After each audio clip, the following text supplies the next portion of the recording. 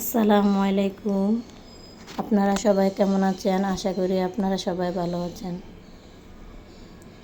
আজকে বাসায় মেহমান আসছে, মেহমানের জন্য সামান্য কিছু আয়োজন করলাম, তা আপনাদের কাছে শেয়ার করব। এখন আমি গরুর গোশত রান্না করব। গরুর গোশত রান্না করার জন্য আমি আদা বাটা, রসুন বাটা দিয়ে দিয়েছি এবং হলুদের গুঁড়া, মরিচের গুঁড়া, ধনিয়ার গুঁড়া, জিরার গুঁড়া, স্বাদ মতন লবণ। এখন গরম মশলা দিয়েছি, পেঁয়াজ তেল দিয়ে মেখে নিয়েছি।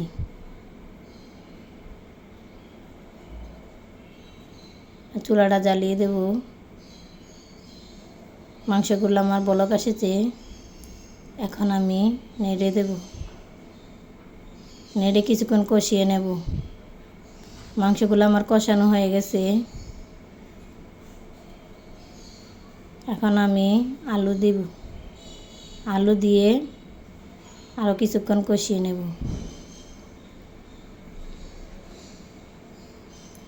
কষিয়ে আমি পানি দিয়ে দিয়েছি। এখানে আমি গরম পানি দিয়েছি। কষানো মাংসের ভিতরে গরম পানি দিলে তাড়াতাড়ি সিদ্ধ হয়।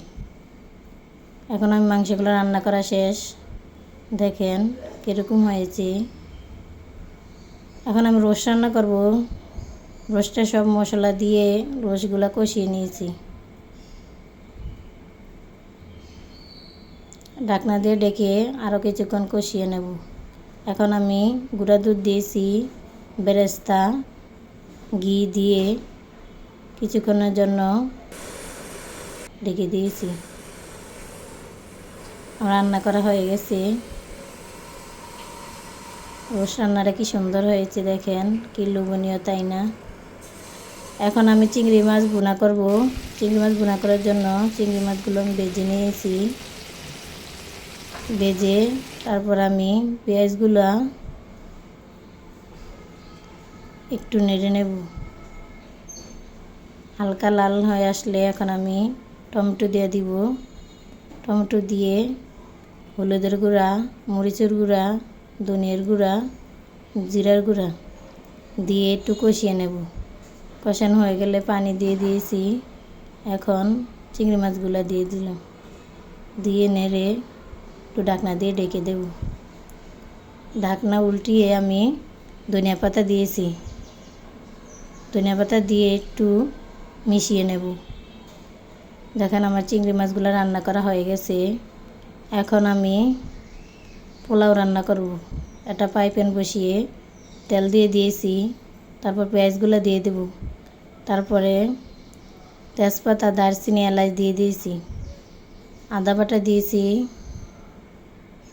চাল গুঁড়া দিয়ে একটু নেড়ে নেব। চাল গুঁড়া কিছুক্ষণ ভেজে তারপরে আমি লবণ দিয়েছি। এখন আমি পানি দিব।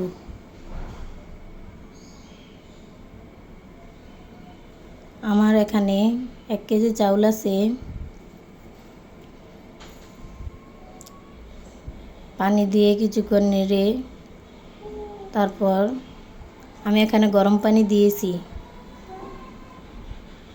গরম পানি দিলে পোলাওটা ঝরঝরে হয়।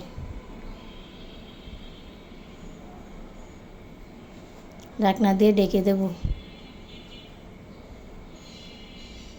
দেখেন আমার পোলাওটা থেকে পানিগুলা শুকিয়ে গিয়েছে। এখন আমি ঘি দিয়ে একটু ঢাকনা দিয়ে ঢেকে দেব। এখানে আমি 4 টেবিল চামচ ঘি দিয়েছি। ঘি দিয়ে একটু দমে রেখে দেব 10 মিনিটের জন্য। 10 মিনিট পরে ফিরে আসলাম। দেখেন আমার পোলাওটা কি সুন্দর সাদা ঝরঝরে হয়েছে।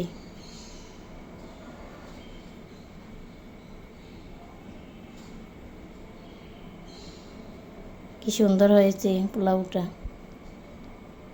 আমি আমাদের আজকে কী আয়োজন করলাম। কাবাবটা আপনাদের কাছে শেয়ার করা হয় না। ভর্তা আছে, রোস্ট, চিংড়ি মাছ, পোলাও, শসা।